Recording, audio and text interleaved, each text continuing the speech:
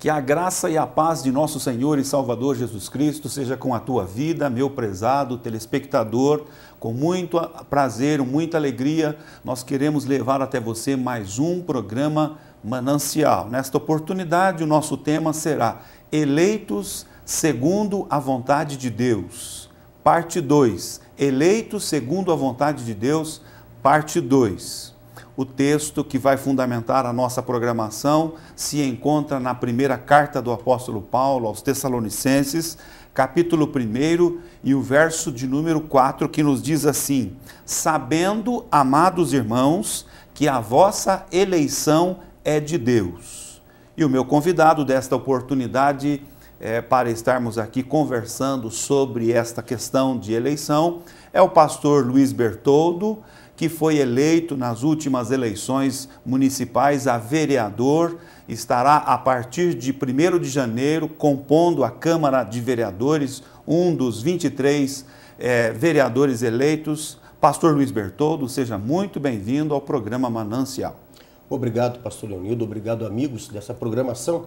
E uma coisa interessante que nós vamos estar falando aqui, pastor Leonildo, no que diz respeito à vida, porque dentro da política ela é muito importante e às vezes tem passado desapercebido pelas pessoas que se dizem ser cristãs. Até chego a dizer o seguinte: não se mistura religião com política, mas pelo contrário, a política ela está dentro da própria igreja e às vezes as pessoas não conseguem ver isso, né? Muito bem, eu quero dizer a você que o programa Manancial já está no ar.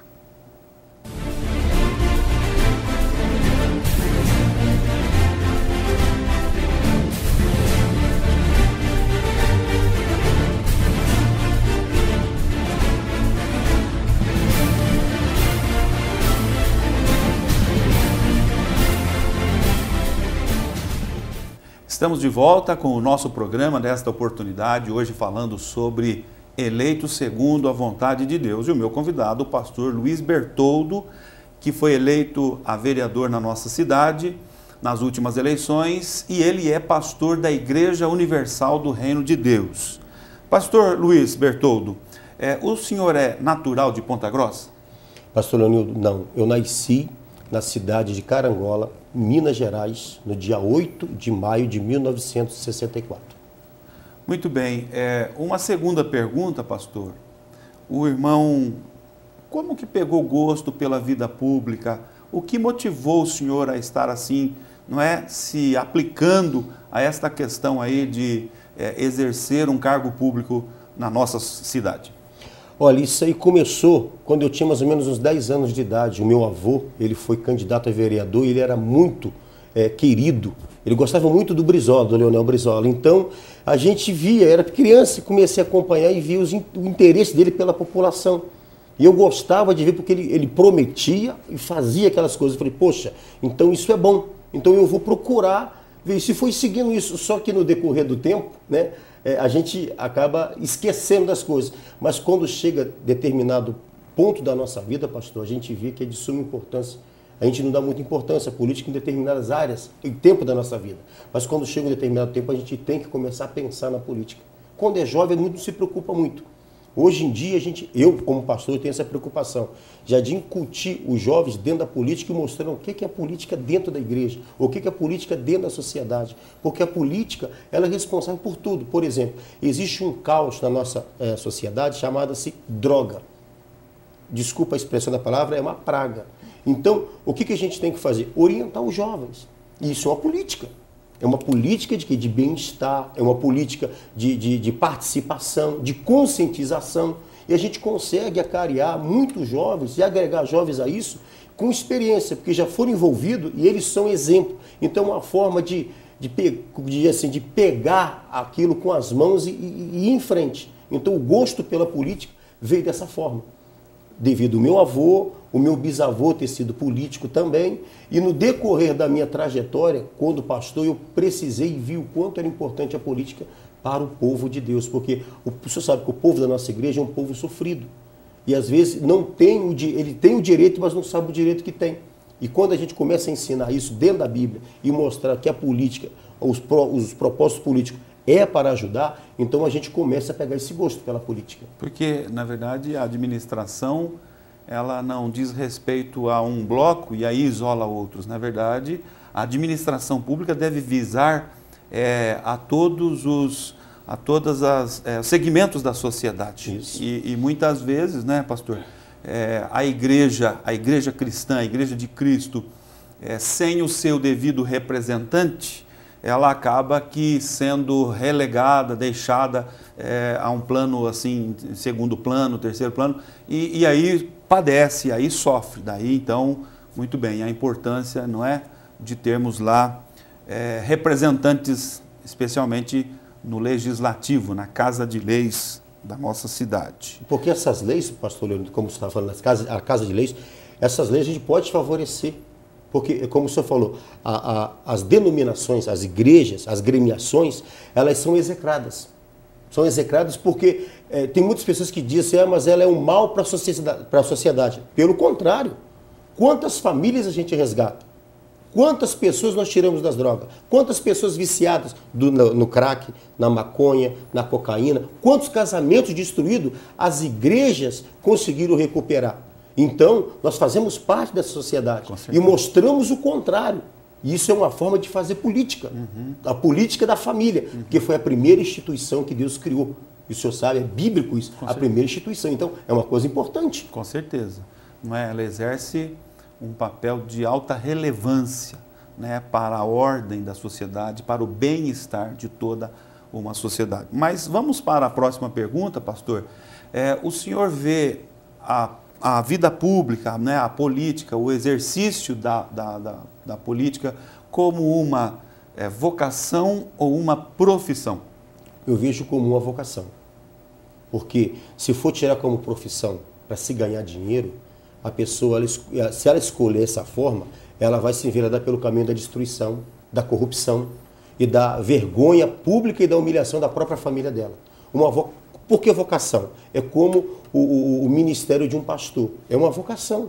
Nós nos empenhamos para ajudar as pessoas. A política é da mesma forma, pastor. Eu vejo dessa forma. Tem pessoas que dizem, mas é mais uma profissão. Não. Eu, por exemplo, fui eleito por 2.056 votos. Eu vou estar representando 2.056 pessoas? Não. Eu vou estar representando toda a sociedade de Ponta Grossa. Foi 2.056 que me elegeu, mas eu vou estar trabalhando em prol de toda a comunidade. Então, não é uma profissão, é uma vocação.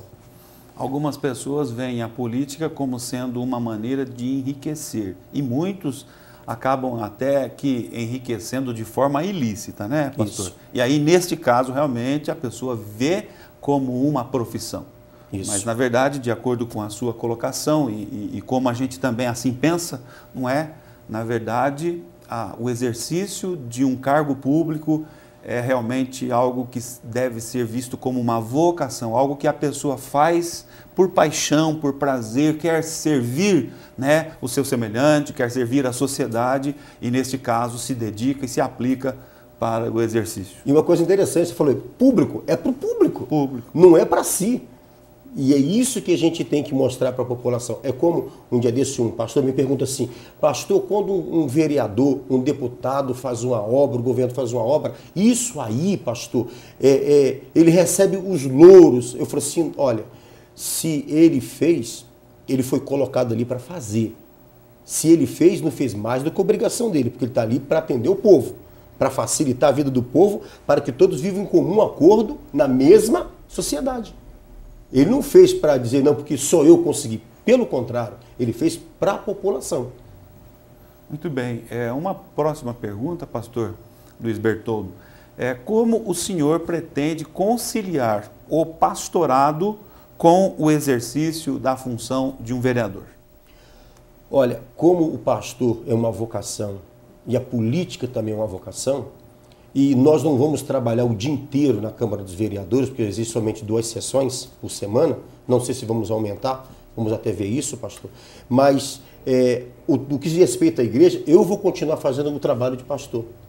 Porque esse trabalho que veio a me honrar para estar na condição de vereador, porque foi ajudando as pessoas, foi ir lá lutar pelo direito das pessoas, mostrar que ela tinha aquele direito, foi que me fez me tornar um vereador. Mas antes, essas pessoas me veem como pastor, e como tal eu vou continuar vivendo como pastor. Vou conciliar as duas coisas, porque é como o senhor mesmo estava comentando, da profissão ou da vocação. Uma vocação, porque vão me ligar de madrugada, eu vou ter que atender. Nós vamos ter um telefone à disposição, que é da Câmara. Como já o vereador usa o telefone para benefício próprio. O meu telefone vai ser colocado à disposição do povo. Ligou para mim, eu estou aqui no pronto-socorro e não fui atendido. Eu vou levantar chateado, eu vou lá no pronto-socorro. Eu vou querer saber por que o médico não está atendendo. Vou chamar a polícia, porque se ele não está cumprindo a parte dele, ele vai ter que ser advertido. Vou entrar em contato com o secretário de saúde, eu vou oportunar. Eu vou ser uma pessoa, pastor, que vou mostrar o contrário daquilo que fala de vereador. E nós temos uma leva de vereadores, são 5 vereadores cristãos, e nós vamos mostrar o contrário. Nós vamos ter uma bancada, essa bancada vai trabalhar para o povo. E eu vou pedir para eles, dê o telefone, porque se não conseguir falar comigo, estiver em outro local, você vai estar ali, e você vai lá, e você vai. E se tiver, vamos todos nós juntos. Vamos todos nós juntos, que vai ter uns 5 vereadores, e nós vamos estar brigando pela vida. Nós vamos brigar pela vida, que nem hoje é um programa do ex-prefeito do Joselito, que eu estava falando com a menina que foi acidentada ali perto naquela concha acústica. Ela ficou 3 horas, a criança, acho que 4 anos, ficou 3 horas esperando o atendimento no ponto-socorro. O SAMU pegou ela, levou ela lá, 3 horas esperando a criança sangrando. Pelo amor de Deus, isso aí é vida. E é uma criança, ela precisa disso. Então, aí o senhor vê como tem que ser conciliadas as duas coisas. Eu vou agir como pastor? Sim, mas vou usar minha autoridade como vereador. Eu vou cobrar do legislativo. Se eu vou estar fazendo leis, eu vou chegar e vou querer. E aí? Por que você não está fazendo a sua parte? E por que você não fez? Se você está ganhando para isso, e não ganha mal, desculpa a expressão, não ganha mal, ganham bem. Uhum. Porque eu creio assim o seguinte, se eu estou trabalhando no local, eu sempre fui dessa opinião. Quando eu estava trabalhando no local, eu achava que eu estava ganhando pouco, eu pegava e saía e ia procurar trabalho em outro lugar. Eu achava que era pouco, então eu vou procurar trabalho em outro lugar. Eu trabalho, eu acho que o meu trabalho vale mais, então eu vou procurar outro lugar que me pague mais. Se não é o suficiente, então, por favor, dê a vaga para outro.